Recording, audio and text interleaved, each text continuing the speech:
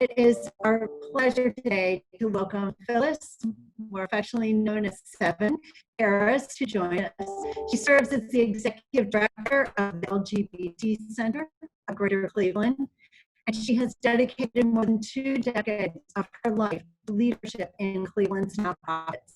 She's held positions at Planned Parenthood, the Cleveland Red Crisis Center, Big Brothers Big Sisters, and Cleveland Psych Center, and she has served on the boards of Spaces and Community Shares. If you have not yet visited the magnificent center on Detroit in the Detroit Shoreway neighborhood that has her fingerprints all over it, I hope that you will make time to do so at some point in the future. It is a haven, it is a place to learn, a place to listen, and a place to live. Phyllis's amazing work in our community has been recognized with many awards, one of the most recent of which is one of the most interesting people in Cleveland in 2020. She is a proud member of the leadership class of 2019, and I know she has a strong cheering section here from that class. Cleveland Fellow for 2020. Phyllis, thank you for joining us today and guide us in the conversation. Well, thank you for this opportunity to be able to bring my voice, to have people listen to what I have to say. As you all know, I'm sure it's been a very difficult couple of weeks, this last couple of weeks, and a very difficult 3 months, you know, or whatever it's been. And whatever day this is today, with our response to care for our community around the coronavirus and all of that has brought. And so we, you know, from my perspective, we're dealing with 2 pandemics at this point. You know, the pandemic of, you know, coronavirus, COVID-19, and then the pandemic of institutionalized racism, white supremacy, and all the things that we've been talking about more boldly and more courageously the last couple of weeks. So thank you for this opportunity. And I'm very excited to tell you a little bit about my experience, but also to bring you to a resource that I think that will be helpful for you as you hopefully are having candid and honest conversations about race and inclusion and equity and racism, and doing anti-racism work, and specifically anti-Black racism work, or looking at doing work around anti-Black oppression. And so familiarizing yourselves with those terms and you know what that means, you know, dusting off your diversity, equity, and inclusion statements and really looking at them and determining whether or not you have lived into the goals around that, the intention around that. You know, and then so today I'm gonna give you another resource that I think is very helpful as it relates to the sector that I love, you know, here in Cleveland, the nonprofit sector, the independent sector, you know, I think is, you know, it's passion work. It is lifestyle work. It is, you know, my desire to work for organizations with socially charged missions. Sorry about that. So anyway, you know, get a resource that you can use that will help us address these issues in a way that is candid and real for the organizations and the industry that I love, the nonprofit sector, and more specifically, the nonprofit sector here in Cleveland, Ohio. So I'm going to start by bringing your attention to a report, an organization called the Building Movement Project, and I'm going to be reading to you a little bit, but hopefully you'll also be able to see this on your screen in a minute. All right. So I'll get started. So the Building Movement Project is a national research, resource, and training organization that pushes and challenges nonprofit organizations to integrate social justice principles into their work. They do it by working on various projects across the nation or in 3 focus areas. And so what they want to be able to do is they want to be able to do movement building. They want to be able to look at service and social change, and then they want to be able to look at leadership. Last summer, this was 2019, as part of their leadership work, they collected information for over 5,000 nonprofit staff members who filled out their 2019 Race to Lead survey. And so this survey is what you're going to get access to and hopefully introduced to or reintroduced to if you already know about it. It's a great organization. They do good work. I participated in the surveys early on, and you will also see as you read the survey, there were two different reports. One was the ED CEO Race to Lead brief, and then the next one was the Women of Color Race to Lead report. And I participated in that survey and am quoted in the report about an experience that I had right here in Cleveland, Ohio. And so one of the things that's happening is we're being asked, meaning Black people, Black professionals, by our friends, our colleagues, our white allies about, what can we do? And one of the frustrations that I personally have is that we know what to do. And this is an example of the fact that we have the information we need. It is about implementation of these findings. And so again, I hope that this will be a resource for everyone to be able to take a look at and candidly address the issues that professionals of color in the nonprofit sector, whether that in leadership roles or all across the sector, on board of directors, looking at the stratification that happens in these organizations is important. This report will help you have the data to back up investing the time, the money, the resources into doing it differently and doing it better. In 2019, I'll say again, Building Movement Project released two new reports, the ED CEO Race to Lead brief, and then the Women of Color Race to Lead report. Together, they focus specifically on racial inequity in leadership positions, as well as the effects of experienced intersecting biases. For example, women of color with the same qualifications as men of color, white women, and white men are the most likely to be in an administrative roles and the least likely to be in leadership positions. Despite the dominant narrative around higher education, plus experience, plus training eventually equals career advancement, the data reveals that this equation does not hold true for people of color, specifically women of color, aspiring to leadership. This is not because we're not interested in those roles. It's because there are no paths to those roles. There are barriers.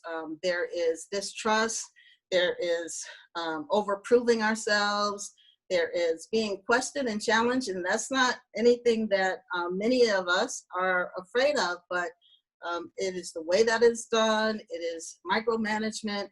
It is things that I want to be able to tell you about, and that maybe many people can relate to, but what it feels like as someone with the intersections that I bring to my work, to the city of Cleveland, and the passion, it makes it very difficult. To not feel like it's almost always about the color of my skin and or my gender and or my class status, where I grew up, who I know.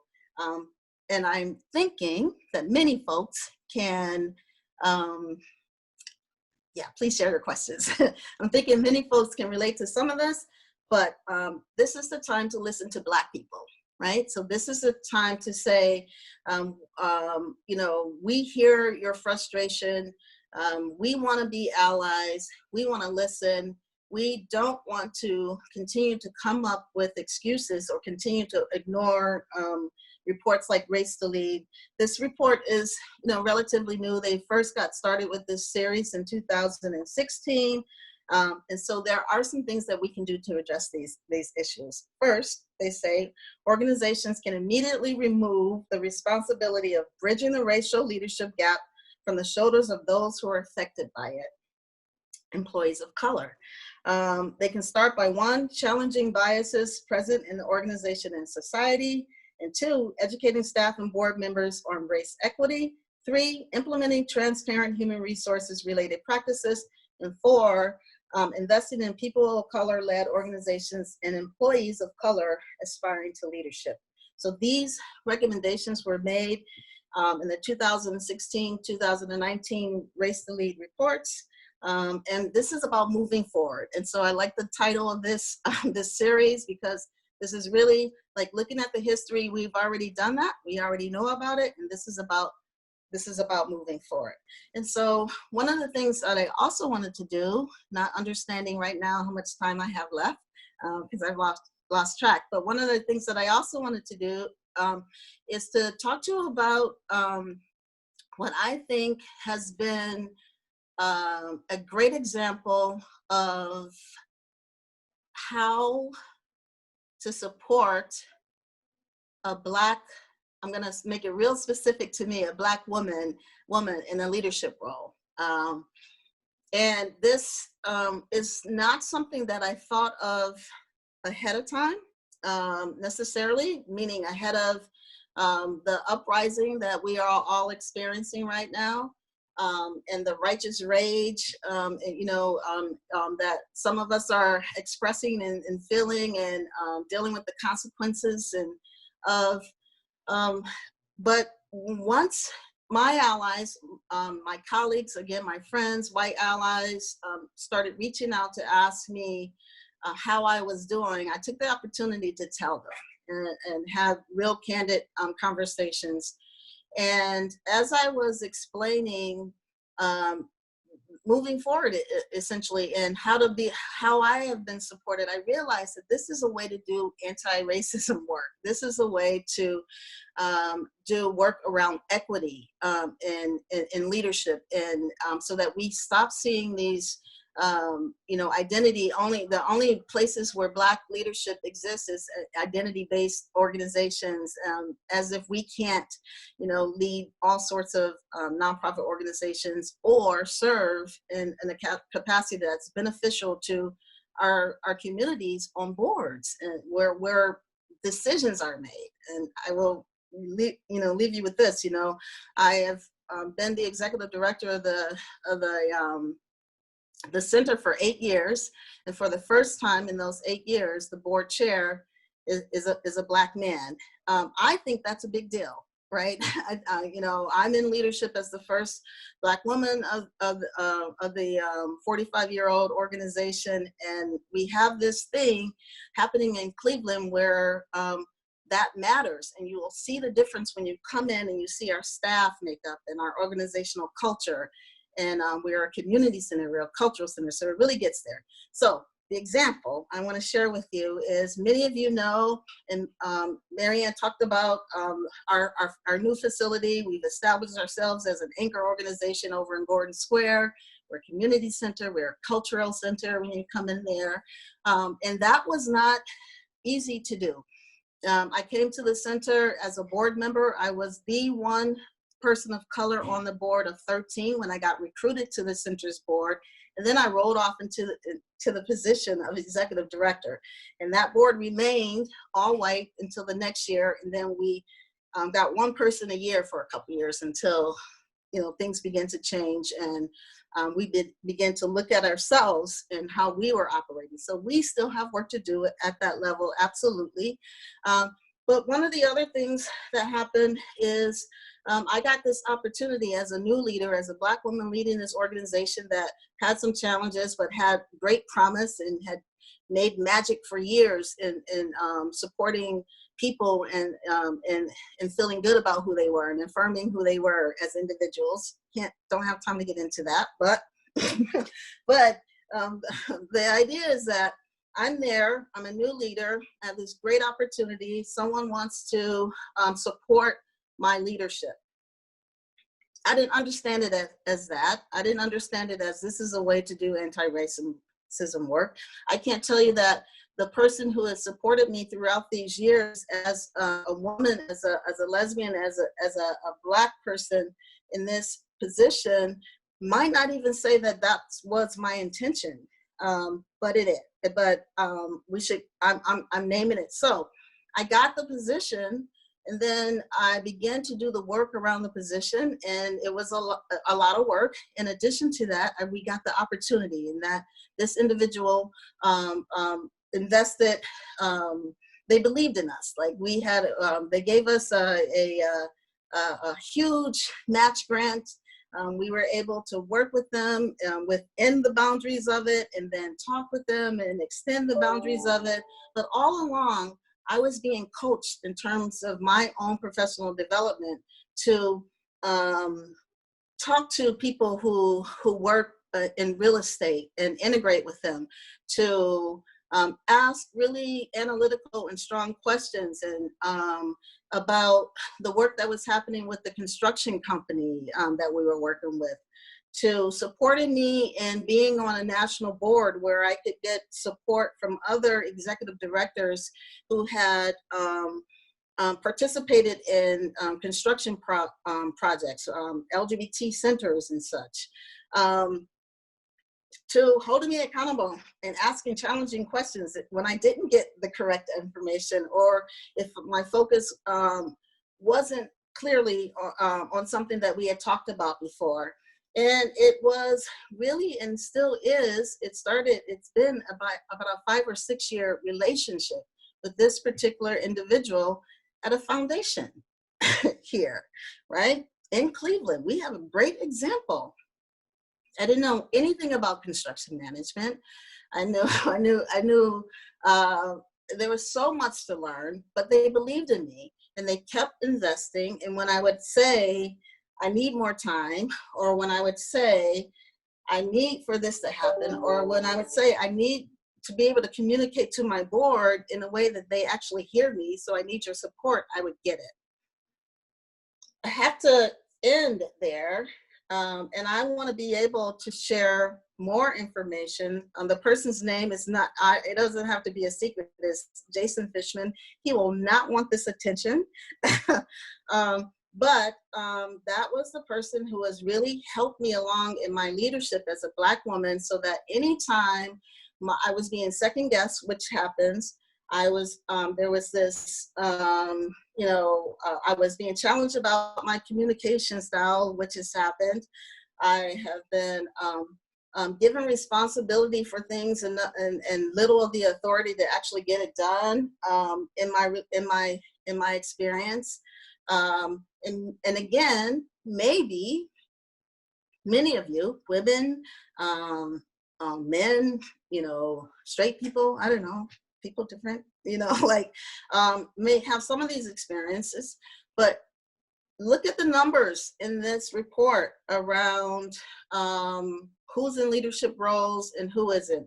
And look at that stratification within nonprofits around who makes the decision and who is on the front line doing the direct service. And ask yourself where you think the problem is.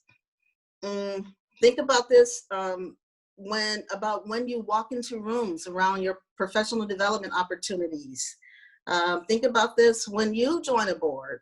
Ask about what the plan is around racial inclusion.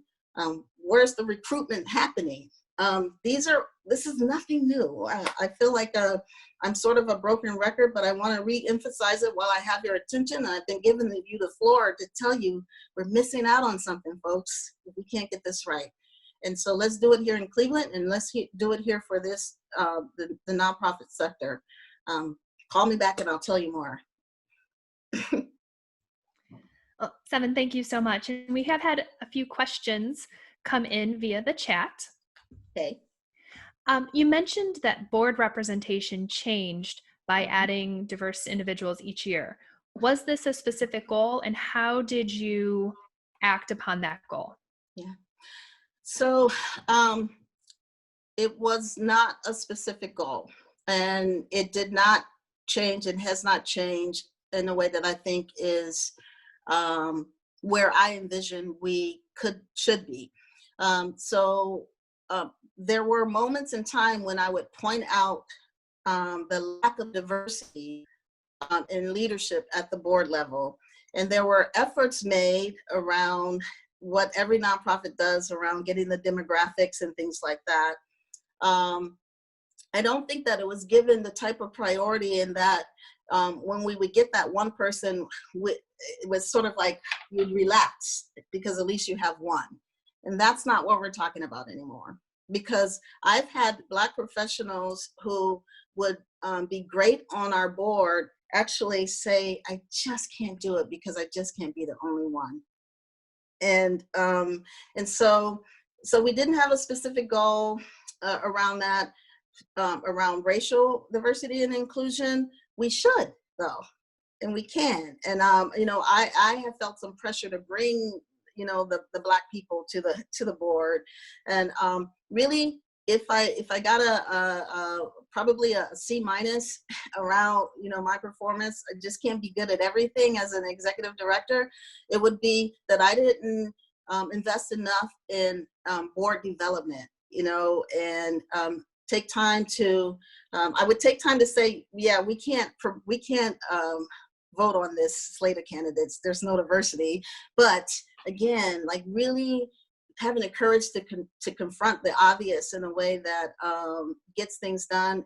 I didn't have it in me. Long answer, but. Oh, that's great. Thank you for sharing. Mm-hmm. And we had a request to talk a little bit more about the comment, having the responsibility, but not the support or mechanism to achieve, and how that impacts people of color moving forward.